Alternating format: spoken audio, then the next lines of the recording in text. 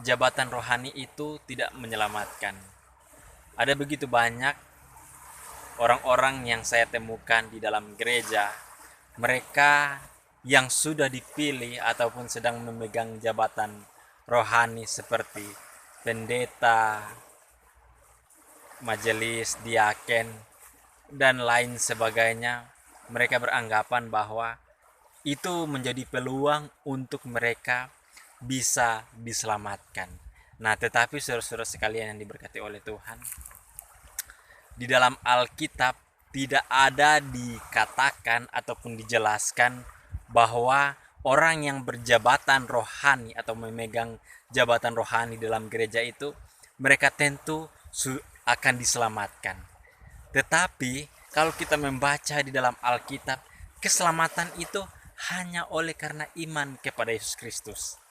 Jelas di dalam banyak ayat-ayat yang mengatakan bahwa keselamatan itu hanya dalam Yesus Kristus.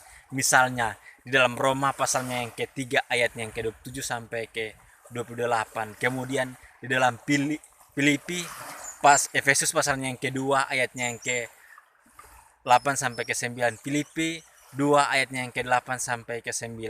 Dan masih begitu banyak ayat-ayat yang mengatakan bahwa kita diselamatkan hanya oleh iman kepada Yesus Kristus.